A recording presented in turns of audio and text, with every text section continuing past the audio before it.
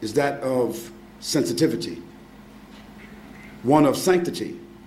Now, if there are Muslims who don't respect women because of their culture, whether it's Arab culture, whether it is Asian culture, whether it is African culture, or there is American culture, any other culture, that is not an indictment against Islam. That's an indictment against those Arabs or those Africans or those Asians or those who disrespect women. But let's bring this issue up. Let me bring up this issue. As a sociologist, because my academic background is that, as a sociologist, there are a few statistics I want to share with you relative to the treatment of women. Now, you know, in the Western civilization, you know, we're always talking about how sophisticated we are, how principled we are, how educated we are, how civilized that we are, and therefore we want to go throughout the world straightening out everybody else's human injustices. But let's talk about the injustice. I'm going to give you a few statistics that might suggest that in Western civilization, there's a few fires that need to be put out before people start going other places putting out fires. Between the USA and the UK, I don't have the statistics for Australia, but I'm sure they would also be interesting to know.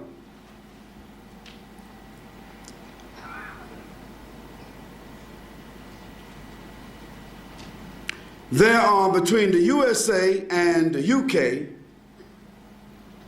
357,000 legal abortions every year. This means individuals who chose, in most cases, of course in some extraordinary cases it might have resulted, a pregnancy might have came through rape, because that's another statistic I'm going to share with you. But in most cases, pregnancy that occurred as a result of the choice of two individuals who afterwards decided, maybe one of them decided, but decided afterwards they didn't want that child. So they aborted that child, and today, over 357,000 unwanted children are aborted anywhere between the 4th week and the 8th week of pregnancy. And those are children, those are human beings. We know now from an embryological study that those are human beings. Yet they are killed and they are murdered because the human beings who entered this relationship decided that they don't want that responsibility, so they kill it so that they don't have to face that responsibility. That is an indecency. That is an immorality. That is a great oppression, not only against women, but against those children. And what kind of a psychology did that create for women who have, in the West,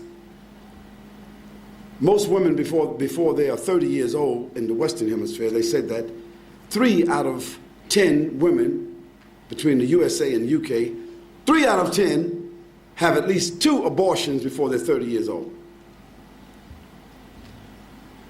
The other thing is, the Western countries that claim to be the champions of social justice and the freedom and liberation of women, they are the ones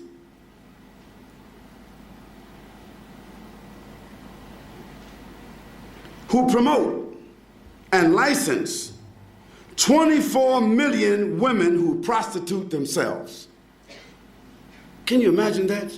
24 million women between the USA and the UK who have licenses to prostitute. Another 83 million that dance in nightclubs naked for men who just go there for their enjoyment. Does that sound like a civilized place? Does that sound like a civilized society? Does that sound like a society that has in their hearts the humanity for women?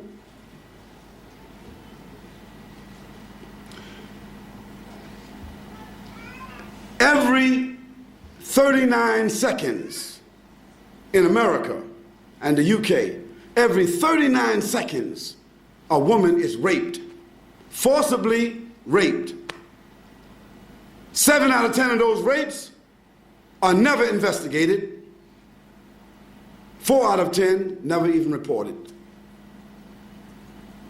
Now I ask, when you think about the so-called inhumanity towards women in Afghanistan, and the inhumanity towards women in Saudi Arabia, and the inhumanity towards women in India or Africa or Somalia or wherever else that we want to liberate these women from, do these same statistics exist? Absolutely not. I would argue, I've come back from Morocco recently, the level of prostitution in Morocco, by 7 people I spoke to, was like running at 80% of young women are prostitutes. Yeah, I would agree with you, excuse me, I would agree with you when it comes to Morocco, but I didn't name Morocco. Just a moment. I didn't name Morocco. No, it's not a Muslim country at all. Okay, the countries that we are preoccupied today with liberating about the issue of oppression against women is not Morocco. The countries that we are engaged in trying to liberate and talk about oppression against women today, the countries that are spoken about are Afghanistan, the country that is spoken about is Saudi Arabia, the country that is spoken about is Pakistan and India. These are the countries that are commonly spoken about. Now, Morocco has long since been a haven for drugs, prostitution, but I remind you that Morocco was colonized by Portugal and Spain, and they brought prostitution and drugs into Morocco. So I agree with you, I've been there. But that's not the preoccupation in the countries that we're talking about. Now let me use those few countries that are commonly pointed at. The Afghani women. Did any Afghani women themselves ask America to come there and liberate them? Absolutely not. They didn't. Did any Saudi women, I'm not talking about the ones that escaped from Saudi Arabia, and maybe rightfully so, but did women in Saudi Arabia rally, write, protest, and ask? How do you know that? Because I lived there. Well, excuse me, because I think I said previously, and brothers and sisters, please, if a person makes a statement, first, if you have a question, you have to ask me. If I'm a little long-winded, that's a little bit of my priority, I think, my protocol or my preference. But just raise your hand and I'll recognize you. The other thing is, anyone that asks a question, I'm not a stand-up comic here, so I'm not saying things as a comedian. And we should be patient, tolerant, and we should be respectful. If a person asks a question or makes a statement that we don't agree with, we shouldn't laugh. The Prophet didn't teach us that. We should be tolerant and listen to what she has to say, and I'll answer to the best of my ability. And I don't have all the answers. I have the answers from my experience, from my exposure, to the best of my ability. And I'm trying to be fair and objective. That is, where there's an indictment against Muslims, I'm going to say what I saw, and I'm going to agree. But that is not an indictment against Islam, because Islam doesn't accept that. The punishment in Islam for a man prostituting a woman is death. Now you may say that's inhuman, but that's why there's a difference in Islam from Islamic constitution, Islamic civilization, and others, because in Islam it's not tolerated. Now Muslims who do it are criminals. Muslim countries that do it are criminal countries and deviant countries, and there are many of them, definitely, but that's not an indictment against Islam. What I'm speaking about is, what is the treatment? And my sister, she asked, what is the treatment of women according to the Quran?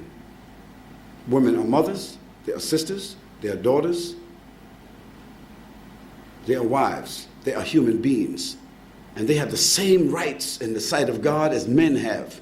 And socially, their rights are even more than men in some cases, because they are the hands that prepare the future generations. Now that's what the Quran tells us. Now if Muslims don't act that way in some cases, that's not an indictment against Islam. I suppose all I objected to was the suggestion that only Western countries have prostitution and have abortion and have all of these things, when the treatment of women as prostitutes is endemic across all cultures and all civilizations. So singling out Western countries. Well, I only single it out because Western countries have the most glaring statistics of prostitution. Western civilization have the most glaring statistics of pedophilia. Western civilization have the most glaring statistics when it comes to the addiction of drugs. Western civilization has the most glaring statistics when it comes to the addiction of alcohol. Western civilization has the most glaring statistics when it comes to people addicted to cigarette smoking. And the cigarette production started in Western civilization. Western civilization has the most glaring statistics when it comes to murders, homicides. Western civilization has the most glaring statistics when it comes to armed robbery. Western civilization have the most glaring statistics when it comes to children born out of wedlock, children that don't know who their father is. Western civilization has the most glaring statistics when it comes to people who are locked up in industrial complexes called prisons. Western civilization. And I only point out Western civilization because they claim to be the champions of human justice, social justice. They claim to be that, and they go all over the world, policing the world, or polluting the world, whichever we want to say. Now, if they didn't make such claims, I wouldn't point them out. I would simply say that these are statistics that we find everywhere in the world, but these are statistics that found themselves most glaring in the sophistication of Western civilization, and in most cases, began, the industry of it began, and then was transported into those countries. And you only have to be a student of history to know that. You only have to be a student of history to understand that. So I'm being critical where I think it's necessary to be critical, only to say that it is not fair for people who consider themselves to be educated, sophisticated, westernized, modern, or whatever the case might be, while it's evident that Western civilization, I'll give you another statistic that you need to know. Suicide is in its highest rate in the Western civilizations than it is anywhere in the world. These are people who should be satisfied, happy, stable, educated, but they're not. Disparagement, depression, anxiety, and suicide is witnessed more in the Western civilizations than anywhere in the world. Now, these are sociological statistics. I don't say that this doesn't exist in other places, but why should it exist in a place where people are supposed to be the champions of human rights, social justice, who are offering to the world their new world order, and who say that women are mistreated in other places, yet the greatest disparagement, where in the world do you find naked women on a billboard which even children can see selling a candy bar? I mean, it's just absurd. If we want to talk about oppression and the indignity and indecency and the oppression and exploitation of women from the time that they are young, nowhere is it personified greater than it is in the Western civilization. When it comes to phenomena that God gave to prophets, and we don't mean feats that are